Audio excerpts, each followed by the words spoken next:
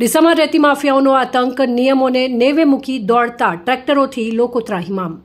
ડીસામાં ખુલ્લેઆમ દોડતા માટી રેતી ભરેલા ટ્રેક્ટરોથી અકસ્માતોનો ખતરો, તંત્રની કામગીરી સામે સવાલો ઉઠ્યા।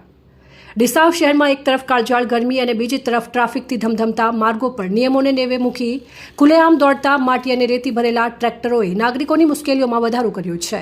કોઈપણ પ્રકારના કવર કે સુરક્ષા વ્યવસ્થા વિના દોડતા ટ્રેક્ટરોમાંથી ઉડતી ધૂળ અને રેતીને કારણે વાહન ચાલકો, બાઇક ચાલક, રાહદારીઓ અને સ્થાનિક વેપારીઓને ભારે પરેશાનીઓનો સામનો કરી રહ્યા છે। સ્થાનિક લોકોના જણાવ્યા મુજબ આવા ટ્રેક્ટરોમાંથી ઉડતી માટી સીધી વાહન ચાલકોની આંખોમાં પડતા અકસ્માતનો ભય સતત રહે છે। અનેક વખત વાહન ચાલકો રસ્તા ઉપર કાબુ ગુમાવી દે તેવી પરિસ્થિતિ પણ સર્જાઈ છે। વધુ ચિંતાજનક બાબત એ છે કે કેટલાક ટ્રેક્ટરો નંબર પ્લેટ વિના જ શહેરમાં બેફામ ફરી રહ્યા હોવાનું પણ સામે આવ્યું છે।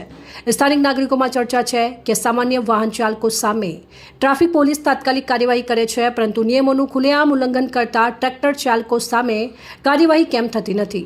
તાજેતરમાં મહારાણા પ્રતાપ ચોકથી અજાપુરા તરફ જતા એક ટ્રેક્ટર અંગે તંત્રને જાણ કરાઈ હોવા છતાં માત્ર આશ્વાસન મળ્યું હોવાનું લોકો કહી રહ્યા છે।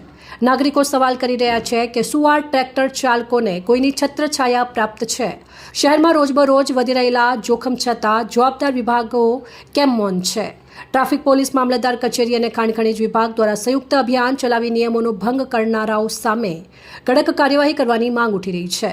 બનાસ નદીમાંથી ગેરકાયદેસર રીતે રેતી ખનનનો આક્ષેપ। સ્થાનિક સ્તરે એવી પણ ચર્ચા છે કે બનાસ નદી વિસ્તારમાંથી કેટલાક ટ્રેક્ટર ચાલકો દ્વારા રોયલ્ટી ભર્યા વગર રેતી ઉપાડી વેચાણ કરવામાં આવી રહ્યું છે, જેના કારણે સરકારને આવકનું નુકસાન થતું હોવાના આક્ષેપો થઈ રહ્યા છે। જોકે આ અંગે સંબંધિત વિભાગો દ્વારા સત્તાવાર પુષ્ટિ કરાઈ નથી। નાગરિકો માંગ કરી રહ્યા છે કે ખાણ ખનીજ વિભાગ, પોલીસ અને વહીવટી તંત્ર દ્વારા સમગ્ર મામલે નિષ્પક્ષ તપાસ કરવામાં આવે અને જો કોઈ ગેરરીતિ જણાય તો જવાબદારો સામે કાયદેસરની કાર્યવાહી કરવામાં આવે। વધુ અપડેટ માટે ફોલો અને સબસ્ક્રાઇબ કરો સેન્ટ્રલ ભારત ન્યૂઝ ચેનલને। ધન્યવાદ।